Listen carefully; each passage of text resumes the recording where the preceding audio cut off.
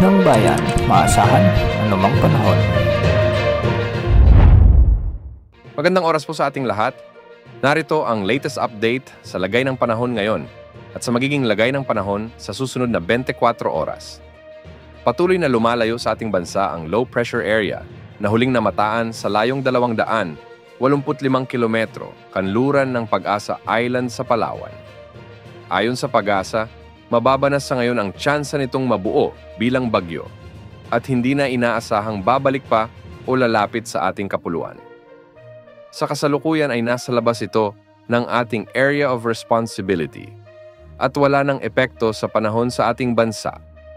Sa mga oras na ito, makakaapekto ang shear line sa extreme northern Luzon, samantalang intertropical convergence zone naman sa Mindanao at easterlies din ang nakakaapekto sa nalalabing bahagi ng ating bansa. Dahil nga sa umiiral na shear line, asahan ang maulap na kalangitan na may kalat-kalat na mga pag-ulan at ilang mga pagkidlat-pagkulog sa Batanes at Babuyan Islands. Pinaaalalahanan ang mga nakatira rito na mag-ingat dahil posible ang banta ng mga pagbaha o pagguho ng lupa dahil sa katamtaman hanggang sa malalakas. At kung minsan ay matitinding pag-ulan.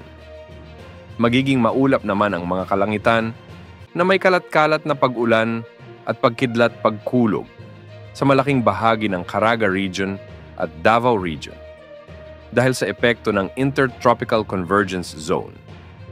Kaya hindi rin inaalis ang banta ng flash flood or landslide dahil sa katamtaman hanggang sa kung minsan ay malakas na pag-ulan.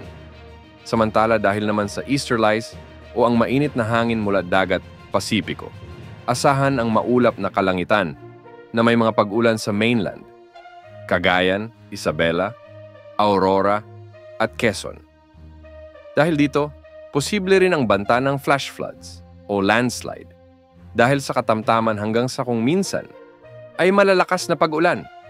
Samantala, asahan naman ang bahagyang maulap hanggang sa maulap na papawirin na may pulupulong mahihinang pag-ulan sa Metro Manila at iba pang bahagi ng bansa dahil pa rin sa easterlies. Samantala, may nakataas namang gale warning sa northern seaboard ng northern Luzon, partikular sa Batanes. Mahihina hanggang sa katamtaman naman ng mga pag-alon sa nalalabing baybayin ng ating bansa.